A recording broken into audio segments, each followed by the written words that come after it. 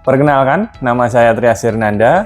Saya adalah dosen program studi hukum yang mengampu hukum lingkungan, dan hukum lingkungan itu adalah mata kuliah wajib bagi mahasiswa program studi hukum di Fakultas Ekonomi, Pendidikan, dan Hukum Universitas Muhammadiyah Kudus.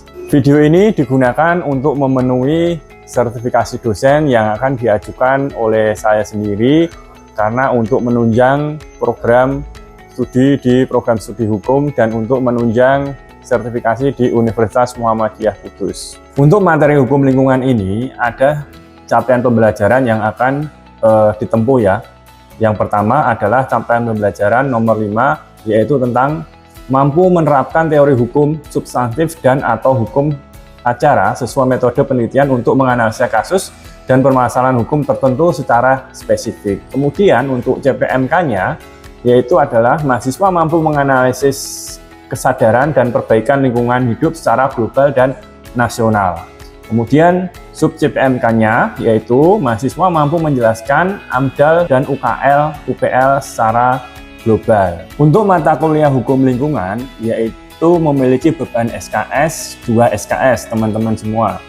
Kemudian dibagi menjadi 16 kali pertemuan, 7 kali sebelum UTS dan 7 kali setelah UTS, yaitu di pertengahan akan ada UTS, kemudian di akhir pembelajaran akan ada UAS. Kemudian untuk sistem pembelajarannya yaitu memang teman-teman memakai pembelajaran discovery learning dan juga student center learning yang kemudian berbasis kepada OBE ya, di mana teman-teman nanti di akhirnya akan ada proyek-proyek luaran teman-teman semua. Untuk metode pembelajaran yaitu dibagi menjadi 3. Yang pertama ceramah, tanya jawab, diskusi interaktif, dan juga nanti pada sesi akhir akan ada kuis maupun tugas. Karena pada pembelajaran hukum lingkungan ini kita sudah memakai sistem OBE atau outcome based learning, di mana di akhir sesi pembelajaran akan diberikan proyek luaran maupun tugas luaran yang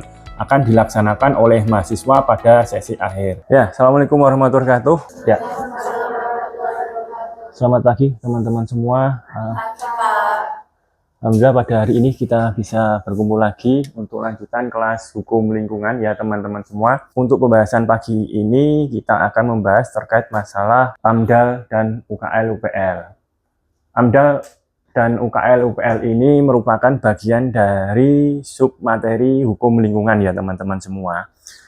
Karena di dalam hukum lingkungan itu kita juga akan membahas terkait izin lingkungan, mengenai dampak lingkungan, dan kajian-kajian terkait masalah kebencanaan daripada pembangunan sebuah industri. Terkait masalah AMDAL dan UKL/UPL teman-teman semua, ini adalah bagian daripada pengembangan dari materi RPS, di mana materi RPS yang kita pakai ini sudah memakai OBE, dan di dalam pemakaian RPS OBE itu kita mengenal adanya sebuah CPL atau capaian pembelajaran.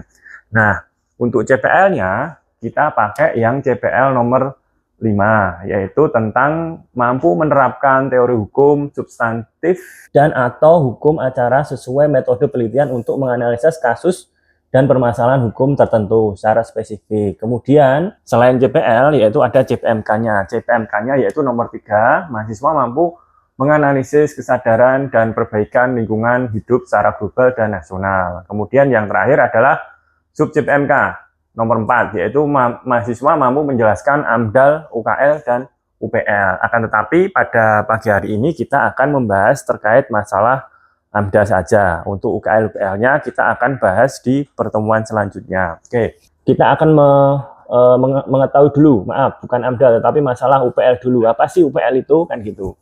UPL adalah dokumen lingkungan yang memuat rencana pemantauan terhadap dampak penting dari suatu usaha, kegiatan yang tidak wajib AMDAL, kan gitu. Kemudian disusun bersama dengan UKL. Bertujuan untuk memastikan bahwa upaya pengelolaan yang direncanakan berjalan sesuai dengan ketentuan. Nah, gitu. Tadi saya membahas AMDAL, tapi sebelum kita membahas AMDAL, kita membahas UPL dulu, kan gitu. Nah, UPL itu memang tidak sebesar AMDAL. Jadi kriteria perusahaan, kriteria sebuah industri itu memang tidak semuanya itu wajib AMDAL, tetapi ada juga izin lingkungan yang juga menaungi terkait masalah bagaimana suatu industri, bagaimana suatu UMKM ya. UMKM itu memiliki dampak apabila dibangun sebuah ruang atau dibangun dalam sebuah bangunan. Nah, itu izin lingkungannya itu masuk di dalam UKL UPL. Nah, pembedanya antara AMDAL dan UKL UPL itu adalah bisa dilihat daripada dampaknya.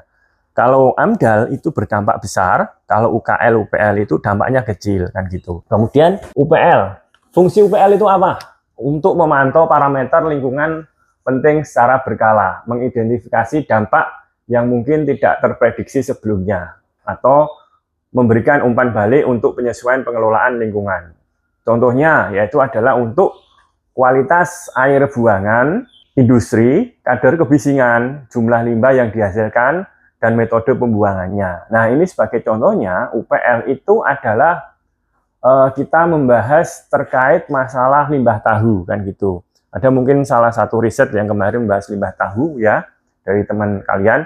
Jadi, bagaimana limbah tahu itu dibangun di dalam sebuah kompleks tertentu atau di desa tertentu, tetapi kita tidak sadar dari pembangunan limbah tahu itu memiliki dampak, yaitu buangan daripada limbah tahu atau air limbah tahu yang kemudian dibuang ke saluran air yang kemudian masuk ke dalam sungai. Nah, itu sebenarnya di dalam undang-undang perlindungan lingkungan hidup itu tidak boleh. Kemudian di sisi lain ada yaitu kadar kebisingan, bagaimana aktivitas daripada pabrik tahu itu membawa sebuah kebisingan. Apabila kita melihat di Desa Prambatan, Desa Tersono itu banyak sekali pabrik tahu yang menimbulkan kebisingan, di mana pada saat pemprosesannya itu menimbulkan suara yang mengganggu. Kemudian jumlah limbahnya itu adalah bagaimana setiap harinya pabrik tahu itu membuang air ke dalam saluran. Nah, salurannya itu memang akan disaring terlebih dahulu di dalam IPAL seharusnya, bukan dibuang langsung ke dalam sungai. Jadi harus melalui sebuah IPAL dulu, tidak dibuang langsung ke sungai. Nah, itu jumlah limbahnya pun harus dihitung, tidak asal-asalan teman-teman semua gitu. Keterkaitan izin lingkungan AMDAL dan izin usaha. Nah, AMDAL dan UKL UPL itu bagian daripada izin lingkungan kan gitu.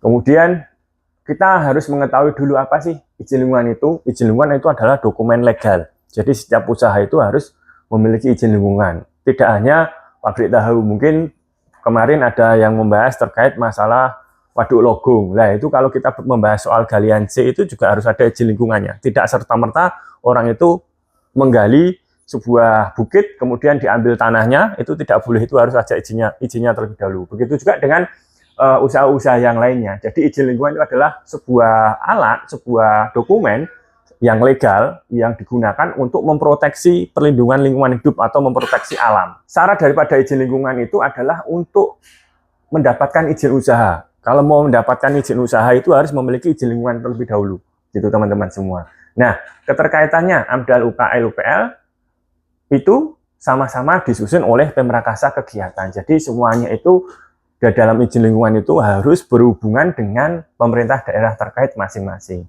Kemudian tanpa izin lingkungan, izin usaha tidak sah dan kegiatannya bisa dihentikan, gitu. Kemudian teman-teman semua, selanjutnya itu dari saya terkait masalah UKL UPL dan kemudian AMDAL. Nanti teman-teman bisa mempelajari terkait masalah AMDAL, UKL, UPL, lebih lanjut bisa mencari artikel-artikel yang berhubungan terkait masalah AMDAL dan UKL, UPL. Jadi sekarang memang mahasiswa itu dituntut untuk bereksplorasi atau mengeksplorasi terkait materi-materi yang sudah diberikan oleh dosen. Gitu teman-teman semua. Sebelum saya akhiri, silakan teman-teman bisa mengajukan pertanyaan terkait materi saya ini, gitu. Silakan. Saya Pak, perkenalkan saya Eka Nurrahma Istiani, izin bertanya, tadi kan sudah membahas tentang AMDAL, UKL, sama UPL. Nah, pertanyaannya, apa tujuan utama dari penyusunan AMDAL, UKL, UPL dalam suatu proyek pembangunan, dan bagaimana proses ini membantu menjaga kelestarian lingkungan? Terima kasih. Baik, terima kasih. Jadi begini Mbak, tujuan daripada AMDAL, UKL, UPL itu adalah salah satunya itu adalah untuk memproteksi lingkungan hidup. Jadi memang kita hidup itu tidak bisa lepas daripada alam ya, kan gitu. Suatu kehidupan itu saling mempengaruhi. Contohnya, teman-teman semua itu sering pergi ke pantai, sering pergi ke gunung. Apabila kita pergi ke gunung, ke pantai, itu pasti untuk refreshing. Nah, AMDAL, UKL, dan UPL itu adalah untuk memproteksi daripada gunung tersebut supaya terjaga keasriannya daripada orang-orang yang ingin mendirikan usaha di sekitar alam-alam tersebut. Kita lihat bagaimana di Gunung Muria banyak sekali pariwisata yang memang akhirnya memiliki dampak terhadap kerusakan lingkungan yang ada di Gunung Muria. Mereka itu menurut saya tidak memiliki izin. Karena apa? Mereka bisa mendirikan bangunan-bangunan yang berada di pinggir sungai secara seenaknya sendiri. Kalau menurut aturan, menurut Undang-Undang Perlindungan Lingkungan Hidup, itu tidak boleh gitu. Jadi fungsi daripada AMDAL, UKL, UPL itu adalah untuk memproteksi daripada keasrian lingkungan hidup dari kegiatan-kegiatan yang ilegal. Kemudian di dalam AMDAL dan UKL, UPL itu ada sebuah dokumen di mana dokumen itu mensyaratkan bagaimana usaha itu diperbolehkan atau tidak gitu. Jadi memang harus ada izin lingkungan. Apabila usaha itu tidak memiliki izin lingkungan, itu ada sanksinya tersendiri, yaitu bisa sanksi perdata, administrasi, ataupun pidana. Jadi seperti itu. Jadi AMDAL, UKL, UPL adalah sebuah dokumen yang bisa digunakan untuk memproteksi lingkungan hidup. Seperti itu, Pak. Oke. Silakan. Ada pertanyaan lagi? Ya, monggo. Perkenalkan, saya Ponco Nugroho, NIM 003. Tadi terkait AMDAL, kira-kira pihak-pihak apa saja yang terlibat di dalam AMDAL itu, baik dalam penyusunan maupun penilaian. Terus peran dari pihak-pihak tersebut itu kira-kira apa untuk keberlanjutan AMDAL itu sendiri, Pak? Terima kasih. Baik, terima kasih, Mas. Jadi kalau kita berbicara AMDAL itu, siapa yang terlibat itu adalah memang hampir semuanya. Tidak hanya pengusaha saja, tetapi juga masyarakat, dan yang utamanya itu adalah pemerintah daerah. Jadi yang bisa menerbitkan AMDAL atau izin lingkungan, yang di dalamnya ada AMDAL dan UKL, UPL itu adalah pemerintah daerah. Jadi seorang pengusaha itu ketika nanti dia ingin memiliki izin usaha, itu harus memiliki atau menyelesaikan perizinan dalam bentuk AMDAL atau UKL, UPL. Di mana itu tergantung luas wilayah usaha, besar kecilnya usaha, dan juga dampak daripada usaha itu. Nah, fungsi daripada masyarakat itu adalah ketika di dalam penyusunan AMDAL dan UKL, UPL itu nanti akan dilibatkan. Karena apa? Di dalam AMDAL itu ada, atau di dalam UKL, UPL itu ada yang namanya public hearing, atau di mana masyarakat itu boleh menyampaikan aspirasinya terhadap perusahaan yang akan mendirikan usahanya di lingkungan mereka. Misalkan contohnya di dekat sini ada rumah sakit Islam ya. Nah, itu orang setempat atau warga setempat atau warga RT atau tingkatan RW bisa berpendapat apakah nanti rumah sakit Islam itu ketika diperlebar itu akan memiliki dampak. Contohnya pada saat pengerjaan proyek itu pasti akan memasang paku bumi. Ketika masang paku bumi itu warga sekitar itu terganggu atau tidak. Nah, itu masyarakat boleh andil menyampaikan pendapatnya di dalam penyusunan dokumen itu. Apabila masyarakat tidak setuju, itu juga izin lingkungan itu tidak akan terbit. Otomatis kalau izin lingkungan tidak terbit, maka itu tidak akan bisa dijalankan usahanya. Yaitu di dalam AMDAL, apabila AMDAL-nya gagal, atau UKL, UPL-nya, itu juga akan memiliki dampak, di mana dampaknya adalah RSI tidak bisa dilanjutkan pengerjaan proyeknya. Jadi seperti itu. Ya. Baik, seperti itu teman-teman untuk kuliah pada pagi hari ini. Tapi nanti di akhir sesi ini saya akan menyampaikan yaitu proyek keluarannya. Baik, teman-teman semua, untuk proyek keluarannya karena kita sudah selesai untuk sesi pada pagi hari ini. Untuk proyek keluarannya yaitu teman-teman mahasiswa akan saya berikan tugas untuk menganalisis dan mengidentifikasi terhadap industri di lingkungan sekitar rumah atau di kos. Kemudian apakah industri tersebut itu sudah memiliki izin lingkungan baik berupa AMDAL atau UKL, UPL. Kemudian dilakukan sebuah wawancara terhadap pelakunya industri. Apabila sudah, teman-teman bisa menggali pertanyaannya. Apabila belum, juga bisa menggali pertanyaannya untuk lebih lanjut. Kemudian untuk skala industrinya bebas, besar, kecil, atau juga industri itu masuk dalam skala UMKM. Terserah, monggo. bisa diidentifikasi kan gitu.